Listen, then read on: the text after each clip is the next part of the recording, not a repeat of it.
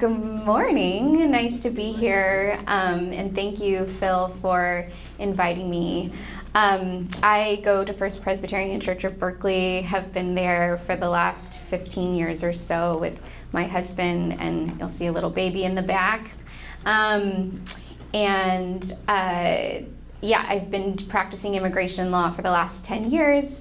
Specifically, I started a program in Oakland schools to locate immigration services in combination with health centers at particular schools so that students and families could be identified through their healthcare providers as potentially needing immigration legal services, understanding that those access points are places where people might feel safe and have trust, and so being referred to an immigration lawyer in that context would be a positive and safe thing to do. And so I spent the first years of my career representing Oakland students and families, both in their immigration applications and then also doing deportation defense, so a combination of that.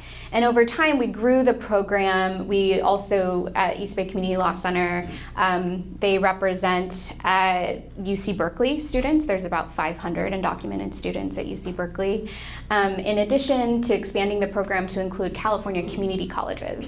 So the idea was to see schools as an opportunity to connect people to immigration services and support them on their journey, and we called it kindergarten to college. And so that's my background, and actually just 2 months ago I left that role and have been working at a new organization called Movement Labs in a totally different sphere, electoral politics. But this has always been a long passion and interest of mine, so thank you for having me. I'm planning to talk a little bit about Trump 2.0 policies. I'm going to give you some sort of high-level themes to what we're seeing emerge. And then I'm going to talk a bit about the immigration courts, how the immigration courts are set up, how they're structured, why there's so many systemic due process issues that existed long before Trump entered office, but then are being worsened by current policies. And then I'm going to talk about some Know Your Rights information. So maybe back in high school or college, you might have learned about the Bill of Rights and the Constitution. I'm going to give you a little refresher on what the Fourth and Fifth Amendments say, both for non-citizens, so people who don't have citizenship, but also for you, potentially if you do have citizenship and you are an observer or you want to be an ally or do some legal accompaniment with immigrants, sort of what advice I have for you in that context. And this is just a little bit of my background. These are my two kids, Rhea and Josie. And then this is 10 years ago, doing Know Your Rights presentation. So I started my career in immigration law under Trump 1.0. So that's me, a little baby lawyer, back in 2015 in Oakland schools. Okay. Can anyone give me a guess what this number represents? And I'll give you one hint. October 17th? October 17th is one guess. 1017. Any guesses? Over 4 years? Number of days? The number of immigration policies under Trump 1.0. Okay? What do you think this number represents?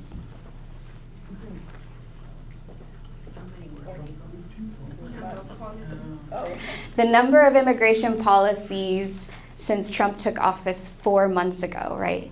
So we're essentially on track to have as many policies related to immigration in 4 months as we had in an entire year of the first Trump administration. So if the news is kind of dizzying and overwhelming, it was back then in 2016, and it is now because the actual pace of policies is pretty astounding. To give you just a broad idea of the number of people we're talking about, the U.S. immigrant population for the total lawful immigrants. So we're thinking about people who are now U.S. citizens, but maybe came under some other status, people who have green cards, people who might be here under some sort of temporary residency. That's 36.9 million and represents 77% of the immigrant population in the U.S. So the vast majority of immigrants here in the United States have lawful status, right? And then around 23%, 11 million people, we classify as undocumented. But this is actually a bit of a bigger number than it should be because it includes temporary statuses like deferred action for childhood arrivals, maybe you've heard of Dreamers, temporary statuses like temporary protected status. So that's been in the news lately because the Trump administration has withdrawn temporary protected status from people from Venezuela. That's generally designated to people who are coming from countries where there might be some sort of political upheaval, a humanitarian disaster, environmental disaster, and so for some amount of time they're given permission to be here and to work. And pending asylum. So you're actually here with permission once you have applied for asylum, but that kind of gets lumped into this large group of 11 million. And actually Phil is going to share a little bit to bring it more closer to home about what the numbers look like specifically here in Contra Costa. As Mindy just said, in Contra Costa, it's estimated 25% over 300,000 residents were foreign born. In 2023, almost 10,000 residents have pending deportation hearings. That's just hearings, 10,000 in Contra Costa alone. If you're curious, almost 50% of the people in deportation hearings and in the system, 49% are from Mexico, 13% El Salvador, Philippines comes in third, and Guatemala is fourth. 71% of undocumented foreign-born speakers in Contra Costa County speak Spanish at home, and 50% of the undocumented residents have been in Contra Costa County for over 15 years. So these are not newcomers. So those are, and I got that from a hearing that the County Board of Supervisors had a couple weeks ago. That so this is most of this is from a study that UCLA had done, or excuse me, USC had done a couple years ago. Thanks, Phil.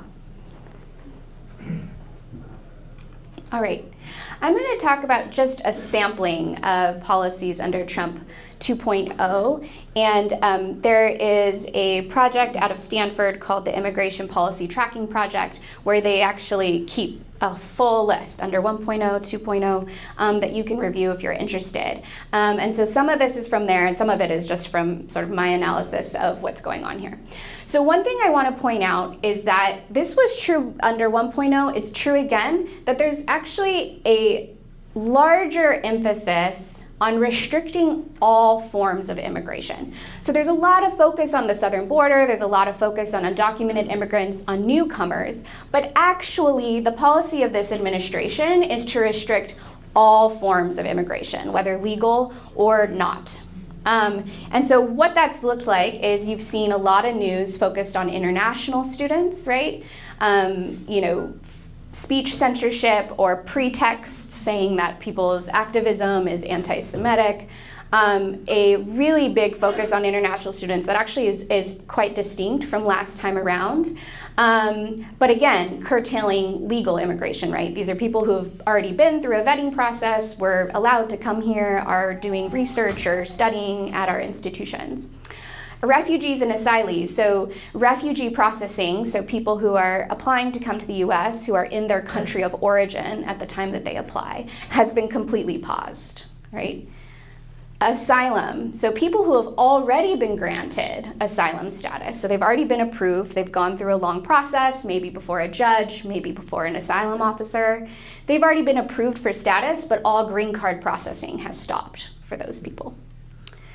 Green card holders are facing what we call extreme vetting. So in the process of either travel, coming to a port of entry, or in their process of applying for citizenship, there is what we call extreme vetting, where the administration is looking at decade-plus-old misdemeanor crimes, is looking through people's phones, social media, looking for any indication of whether they have political views that are contrary to the administration, and then either detaining them at ports of entry or at the very least, delaying their processing and their applications.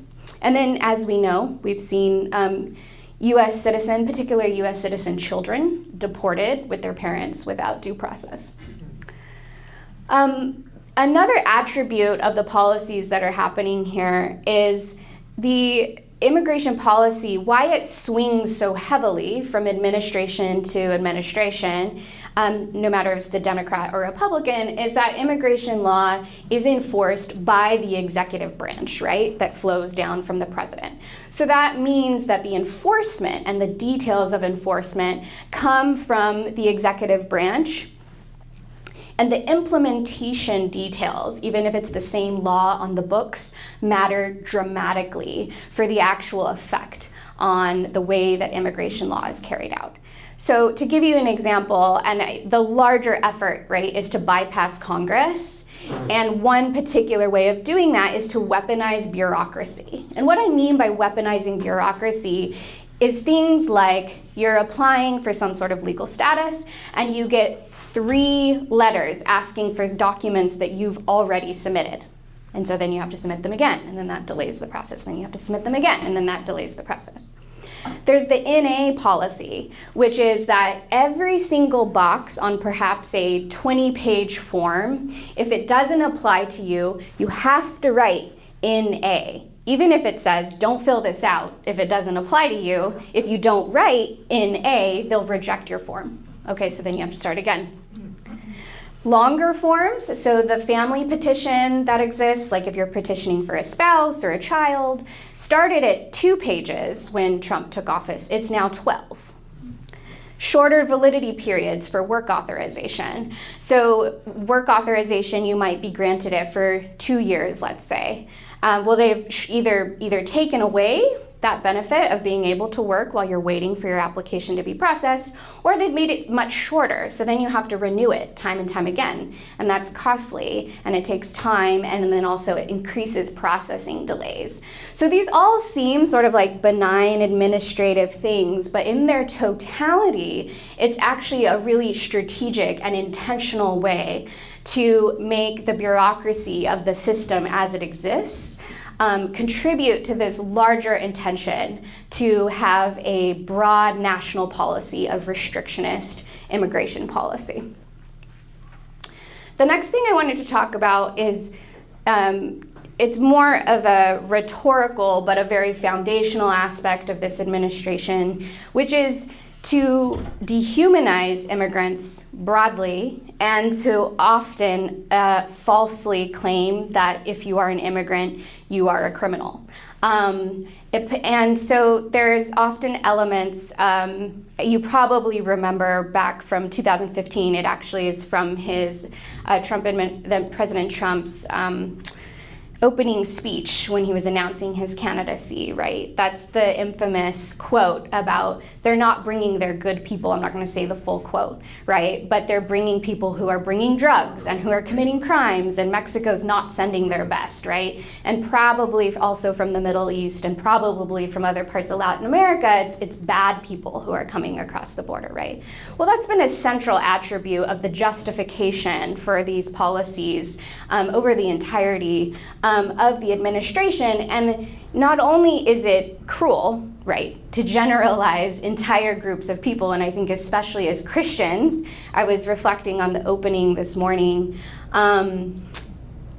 each individual is cherished, each individual is beloved, each individual is sacred. Well, a posture that dehumanizes an entire group of people and dehumanizes them and claims that they're criminals, which is not only false, right, but then also justifies mistreatment, is not, it doesn't comport with our Christian values and our call to love people. I think also I would say that to the extent that immigrants have committed crimes, we believe in redemption, We believe in restoration. We believe in forgiveness. And so the one or two things that you've done isn't the end of anyone's story. We believe that people can rehabilitate and can change. But I do just want to point out that this claim is actually just false. And that's borne out in study after study after study, that the presence of undocumented immigrants does not increase the presence of crime. And that's across many, many categories. You'll see at the end of my slide deck, because I don't have time for it all, more details about that if you're interested to read some additional studies.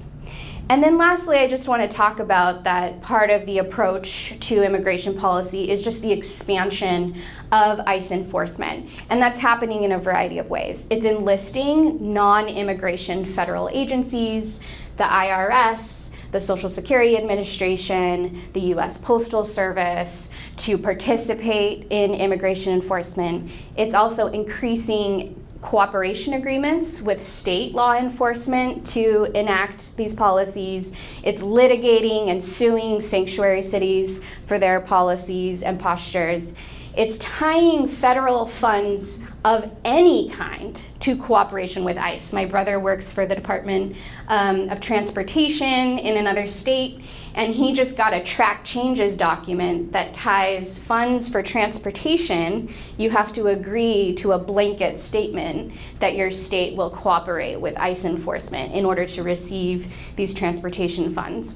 And then the repeal of a policy around not enforcing immigration at sensitive locations, including churches, including schools, including hospitals. So they've repealed that policy such that ICE can go into schools, go into hospitals, arrive at churches, and arrest people. Okay, I'm going to talk about the immigration courts.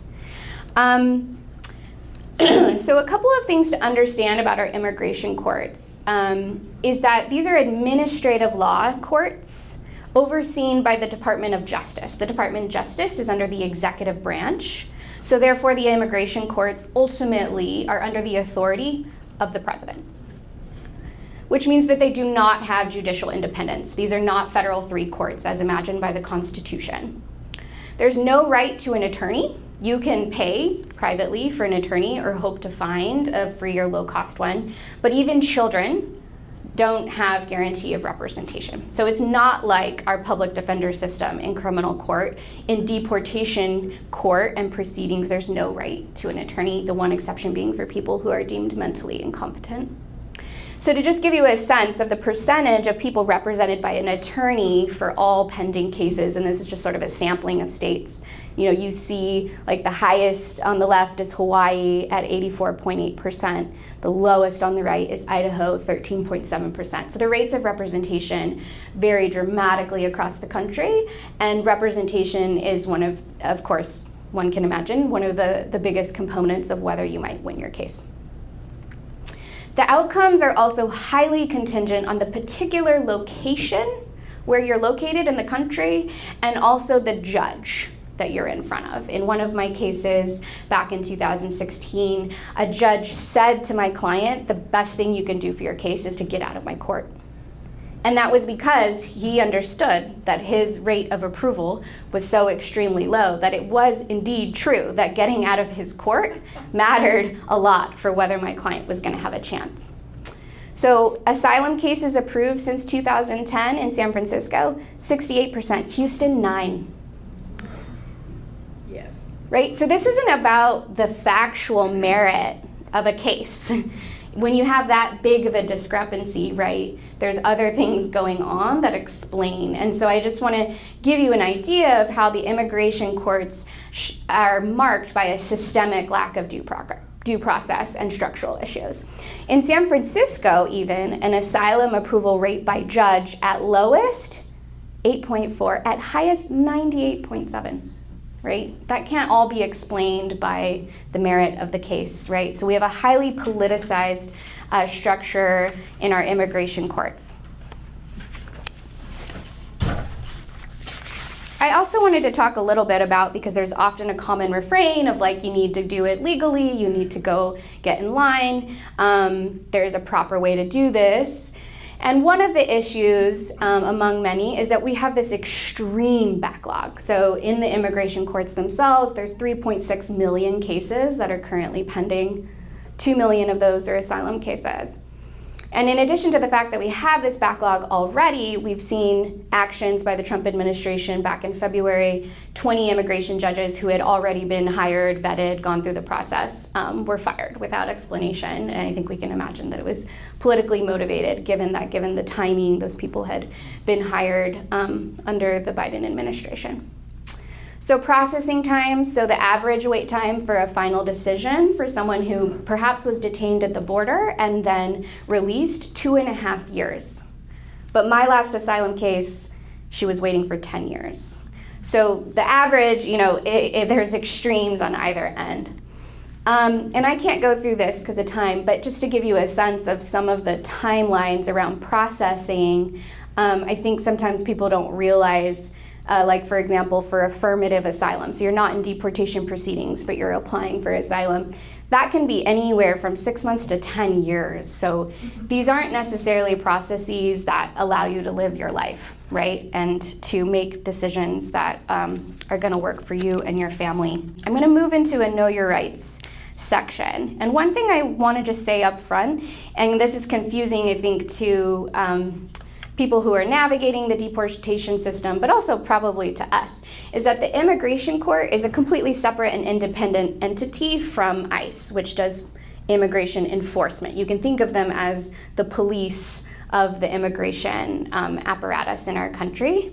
And so that'll become a little more relevant when I talk in a little bit, but I just want to emphasize that those are two different entities, the immigration courts that are responsible for adjudicating and reviewing applications for asylum, for example, and then ICE, which is responsible for enforcing immigration law and like actually going out and doing the arrests. All right, so the US Constitution applies to all immigrants and people who are here in the United States, even if they don't have legal immigration status. So that's just sort of a baseline I want people to understand.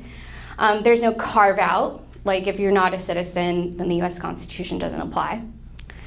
The Fourth Amendment is the right to be free from unreasonable search and seizure, seizure being arrest or the taking of your property. And in this instance, law enforcement needs either a valid warrant or probable cause in order to arrest you, for example, right? And these are very foundational, enshrined values and laws in our country in order to have, right, the checks and balances and to guarantee due process and to prevent overreach by the executive or by prosecution. The Fifth Amendment is the right to due process, which is like a broad right to due process, but that it includes the protection from self-incrimination, which you commonly hear as the right to remain silent. So these central amendments of the US Constitution apply to you regardless of your immigration status here in the United States. So I'm going to talk a little bit about what rights you have as a non-citizen. So it matters where you and your property are located, what the legal standard is that applies.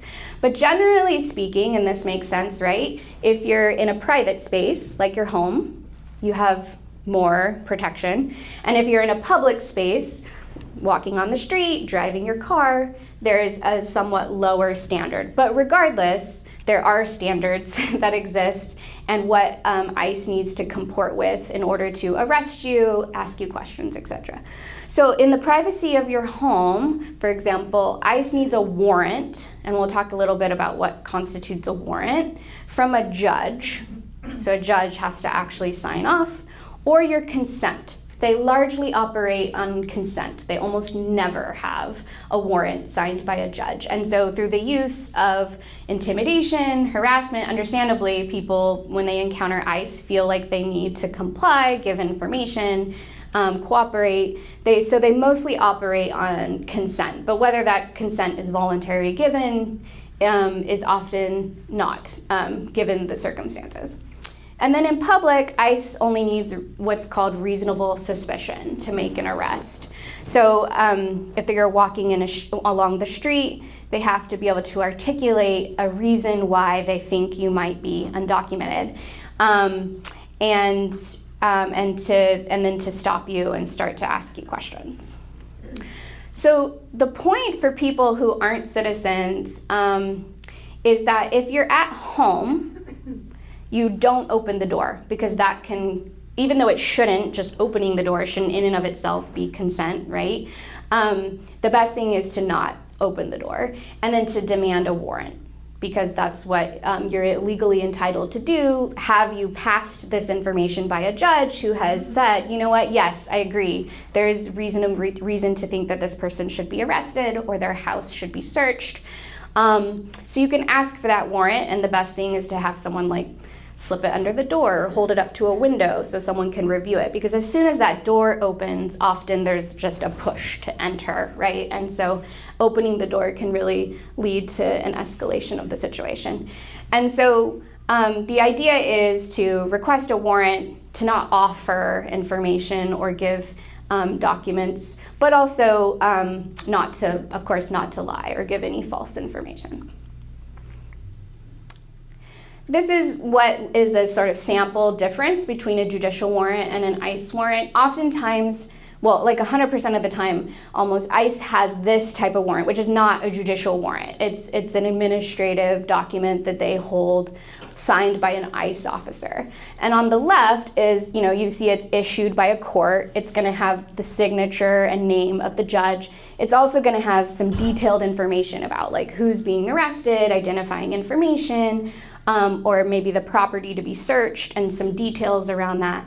And so it's a higher standard, right, to keep accountability in terms of what the police are doing. And so it's much more common for like regular police law enforcement to seek judicial warrants in their investigations, but ICE typically relies on the fact that people don't know what that is or what it looks like or how to assert their rights. And so they often will have this kind of simple document that people don't know how to assess. So it's important to look for the markers of a true judicial warrant. If ICE is in public, and this is actually true for you as an everyday citizen, it's the same rules that apply if you were to be stopped by the police. The first question is, am I being detained? Because if you are, then you want to invoke your right to remain silent, your right to speak to a lawyer. But if the police just approaches you and says, hey, what's your name, where are you from, you actually are not obligated to answer them. Especially in the state of California, it can vary by state, but you don't have an obligation to give information to the police or to ICE if they just encounter you on the street. They need to be able to articulate a reasonable basis by which to stop you, right? So oftentimes it's like, racial discrimination. People are being stopped simply because they speak another language, or they, have brown or black skin, and so there's an assumption about where they're from. And so the first question is always, am I being detained? And if they say no, then actually you are free to walk away, technically. And if they say yes, you're being detained, then the right thing is to invoke your right to remain silent, to speak to a lawyer. And again, you don't want to give false information, but you also don't want to give consent for them to search your property or person. The reality of these situations, right, is that most people, when encountered by the police, and especially if you're an undocumented immigrant being encountered by ICE, is you're going to have a lot of fear and a lot of nervousness in asserting these rights. So people have to make individual assessments at the time, right, about what feels safe to do, and often it doesn't feel safe. I mean, the reality is that ICE enforcement tactics rely on people not feeling safe, on feeling intimidated, and feeling like they have to give up information. And same for people probably as citizens. We feel inclined to, if a police officer stops us, a lot of us probably in this room would be inclined to just answer their question or to cooperate. But a lot of that has to do with privilege, right? That we might feel more safe and more secure in that interaction. And so the reality is asserting these rights doesn't necessarily, and I don't want to give false promises, doesn't mean that ICE is like, oh, okay, never mind then, we'll move on. You asserted your constitutional right. Like, that's not likely. But the reason to still do it is because potentially when this person seeks representation, legal representation, the lawyer can assess whether the person tried to assert their rights and ICE or the police violated them, right? So they may have said, I don't consent for you to come into my home. I don't give you permission to search my house, but they came in anyway. And so after the fact, a lawyer could assess whether those were the circumstances and then potentially help defend against in the legal proceeding that follows. Now, again, whether they obtain representation is another question. But I think the idea is that empowering communities and allies that we do have rights and people can assert them and we can try to support one another in that environment does push back against what right now feels like a complete lack of regard, right, for the law and how due process should happen. I'm going to skip a couple of slides that kind of get, again, into the details of, like, what if I get asked for my name? What if I get asked to show my ID that you can take a look at if that feels relevant? And I'm going to talk a little bit more about legal accompaniment, or what the situation is if you're an observer or maybe you're helping someone in a courtroom. So if you see ICE enforcement as an everyday person, it's actually the First Amendment that gives you the right to free speech, that gives you the right to observe, document, and speak. So that's embedded in the First Amendment. However, from a practical perspective, you should maintain a safe distance if there's an actual ICE enforcement happening, both for your safety and also because ICE will often claim that you're interfering or you're obstructing with an arrest, which can lead to allegations of you committing a crime. So there's both sort of a practical and strategic reason why you should maintain a safe distance, but you actually are allowed to speak to them. You could ask them why they're here. You could ask them for their names, for their badge numbers. They often don't identify themselves. They often operate in plain clothes. So people, I don't know if people saw the Tufts video, but there was about 4 men in totally plain clothes who approached that Tufts student on the side of the street and just started grabbing things, yanking her phone from her, right? She didn't know who they were, right? Because they often don't affirmatively identify themselves, or they falsely identify themselves as the police when they're technically not the police. So you can ask them, who are you? What agency are you associated with? Whether they'll answer you, is another question, but it does give them the sense that, oh, this person knows us, knows that they can ask these questions, that they're trying to help the people around them. You can also inform people nearby. So if you were actually at a rally or an immigration court or wherever it might be, you can tell people you have the right to remain silent. You don't need to speak to them. You're allowed to say those things to people. And then one of the best things you can do as an observer is to gather and document as much information as you can. So there's both to inform the larger advocacy community locally here, like what's going on, where ICE might be showing up and what they're doing, what tactics they're using, but also in the particular case of someone who might be being arrested, being able to jot down notes as an observer, like I saw this many agents and this is what they looked like, and maybe they did have a badge, and so you caught their name, these are the questions they asked them, this is the actions they took, and that can assist the individual who is experiencing the enforcement action in defending against what might transpire after the fact. So one of your biggest contributions can be to observe and document. You can record on your phone in a public space. You don't have, ICE agents don't have a right to privacy in a public space when they're conducting an arrest. And so you can serve in that particular way. And if you're volunteering with specific individuals, one thing I would recommend is that the Immigrant Legal Resource Center has this really helpful resource called the Family Preparedness Plan. And unfortunately, the reality is that a lot of our immigrant siblings have to contemplate the reality of not showing up at home later that day, right? There's children who go to school not knowing if their parents will come home that day. There's parents who go to work not knowing if they'll see their children again. And so this family preparedness plan deals with the very practical reality of planning for that potential possibility and kind of walks them through the steps to take so that someone can pick up their child, for instance, from school. Like, who has permission, right, to care for my child, to pick up for my child, including information like medical, relevant medical details or information that people might need to compile in one place so that they feel prepared if there is an ICE enforcement against them or their family members. They've been able to contemplate what to do in that situation. I did want to include here just some reliable sources of information. So if you're on social media or online or however you get your information, these are some reliable organizations that I think you can get news from and additional resources from. The What to Do When You See ICE at the Concord Immigration Court is actually available in hard copy over there.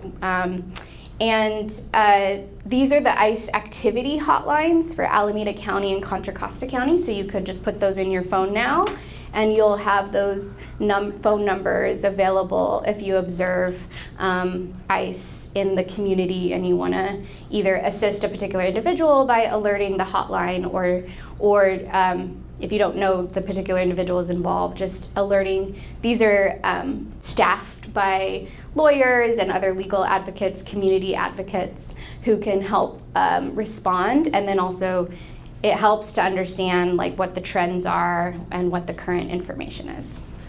Thank you all for your time. Don't forget to sign up for something, and you can sign up for multiple things. Thank you all for coming. Thank you.